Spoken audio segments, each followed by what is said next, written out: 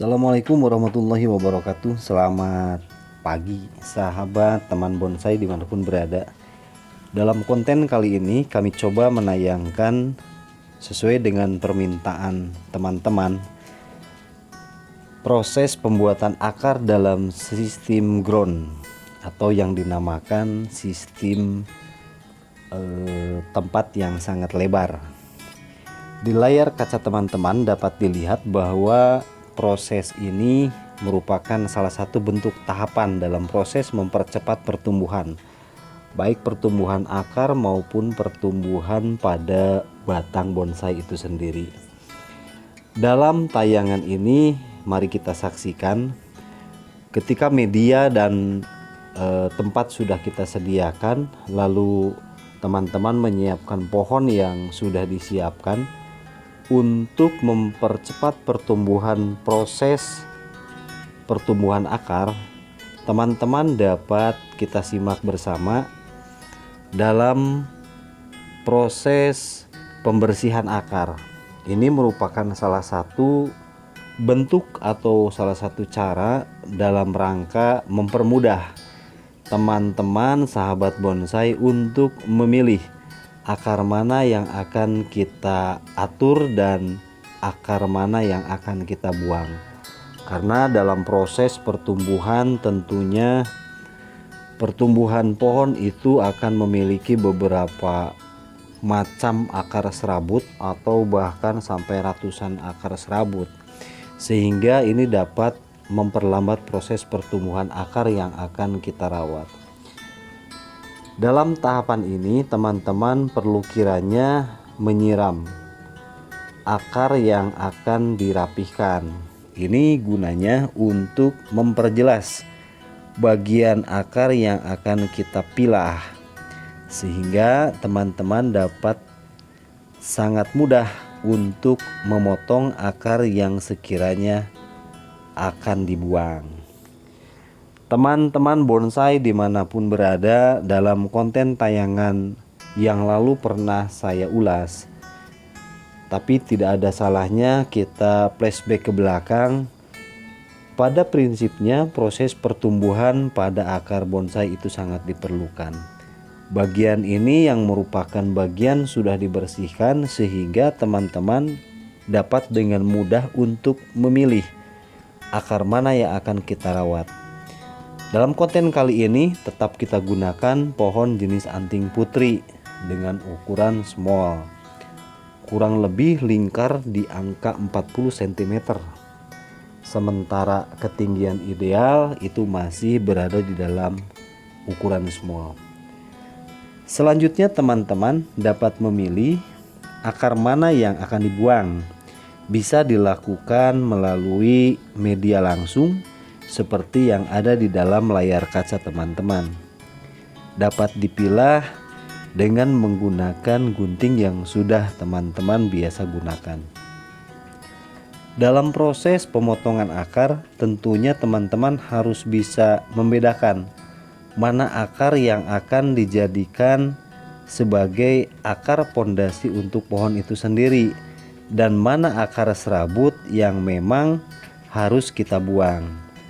Jangan terlalu banyak akar yang akan dirawat ataupun yang dipelihara, sehingga dalam proses pertumbuhan itu akan memperhambat atau memperlambat pertumbuhan pada proses akar pohon itu sendiri. Teman bonsai dimanapun berada, tentunya sangat penting untuk disampaikan bahwa dalam proses pemotongan akar ini pun jangan terlalu asal-asalan.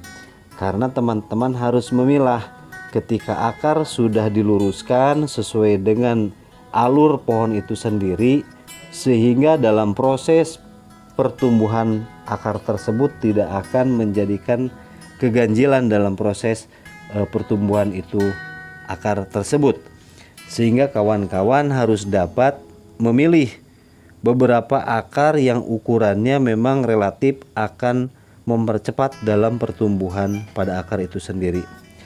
Teman bonsai dimanapun berada, tentu kiranya kita mencoba untuk selalu belajar. Dengan cara proses pembelajaran inilah kita bisa saling memahami, saling bertukar pikiran, memberikan edukasi ke teman-teman bonsai, baik bonsai pemula ataupun teman-teman yang memang sudah jauh lebih dulu mengetahui tentang proses pembuatan bonsai itu sendiri. Maka dari itu konten ini kami buat sebagai ajang tempat proses itu pembelajaran, sebagai edukasi terutama kepada teman-teman pemula seperti saya. Mari kita belajar sama-sama. Kembali dalam tayangan layar kaca teman-teman, dalam pemotongan akar ini sekaligus teman-teman harus bisa mengarahkan akar yang sudah dipotong, lalu akar yang akan kita pelihara tentunya harus disesuaikan dengan alur yang akan kita buat. Jangan sampai antara akar yang satu dengan akar yang lain itu menyilang atau tumpang tindih, sehingga dalam proses pembesaran akar itu sendiri akan memperhambat. Selain itu, ketika dalam proses pembesaran, ketika akar tersebut tidak kita arahkan, maka akan terkesan tidak enak dipandang, sehingga teman-teman harus bisa untuk mengarahkan, paling tidak diluruskan sesuai dengan pertumbuhan alur yang akan dibuat.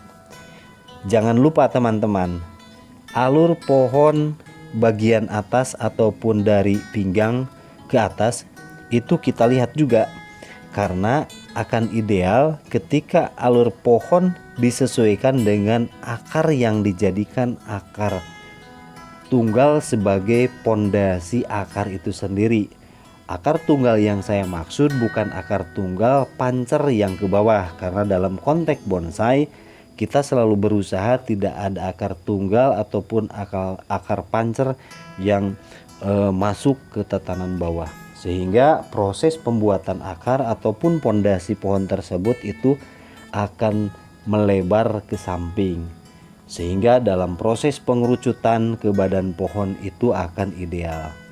Setelah kita potong, kita siram kembali sehingga kita akan mengetahui, akan dapat melihat jauh lebih jelas ketika proses pemotongan sudah dilakukan. Beberapa akar yang memang tampilan pohon tersebut itu akan dikembangkan, sehingga teman-teman akan dapat mengoreksi kembali ketika proses itu sudah disiram.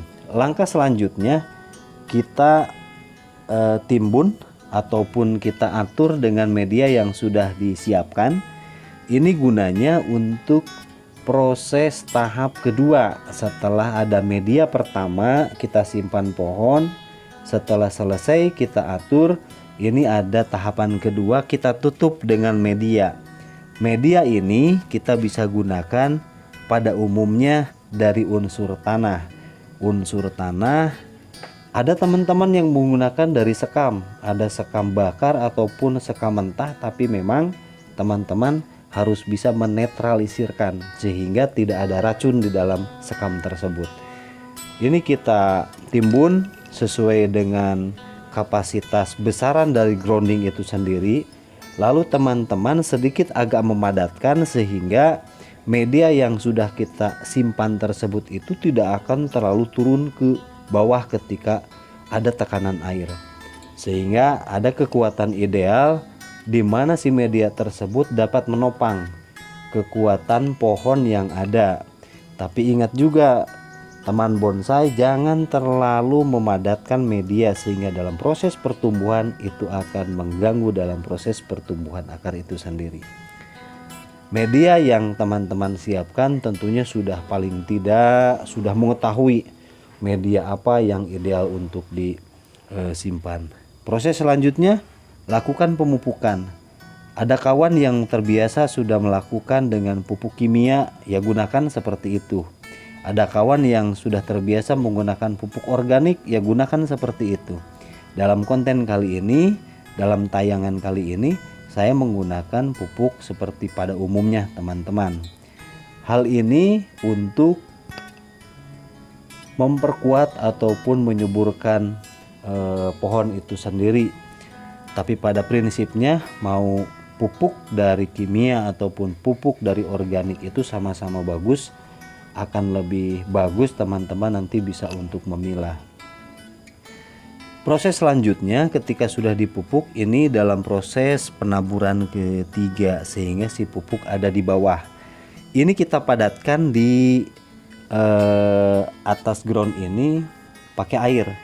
Kita siram kembali sehingga si media yang tadi sudah kita siapkan itu akan turun ke bawah dengan resapan air, tidak terlalu dipaksakan oleh tangan. Dengan kekuatan air pun itu sangat ideal mendorong media untuk ke bawah. Lalu teman-teman dipilah kembali, ada beberapa ruang yang barangkali belum tertimbun, ada rongga-rongga udara yang memang belum tertimbun oleh media. Teman-teman bisa meriksa kembali oleh tangan teman-teman itu sendiri. Dilihat dalam layar kaca teman-teman bahwa proses ini akan mempercepat proses pertumbuhan akar pada pohon itu sendiri. Sistem grounding merupakan salah satu sistem yang memang posisinya sangat ideal untuk pertumbuhan. Di lapisan ketiga, teman-teman bisa menggunakan media pasir atau yang sudah biasa ini bentuknya pasir malang, teman-teman. Ini untuk apa gunanya? Kalau ada yang bertanya. Sebagai pengetahuan yang saya dapat, pasir malang itu yang pertama kita simpan di bagian atas supaya tidak terjadi adanya pertumbuhan dari rumput, teman-teman. Yang kedua, di pasir malang ini akan kita siapkan ketika pasir malang ada di bagian atas itu akan terjadi rongga udara, rongga air yang akan disiramkan itu masuk pada bagian-bagian pasir ini sehingga proses pemadatan media itu tidak akan terjadi. Dengan pasir malang seperti ini, teman-teman dapat meminimalisir terjadinya proses pertumbuhan rumput dan terjadinya proses penstabilan media, sehingga dalam pertumbuhan pohon tidak akan terlalu keras pertumbuhan akar yang akan tumbuh pun tidak terlalu susah untuk masuk, teman-teman. Tetap berkarya, jangan lupa teman-teman senantiasa terus belajar, sama-sama belajar dalam proses pembuatan bonsai. Paling tidak untuk menghibur diri sendiri, lebih umumnya dapat memberikan pengetahuan untuk teman-teman yang lain. Tetap berkarya, salam karya nyata, tetap salam satu hobi. Demikian yang dapat disampaikan. Semoga teman-teman selalu bahagia dan sehat selalu. Wabillahi taufiq wal hidayah. Wassalamualaikum warahmatullahi wabarakatuh.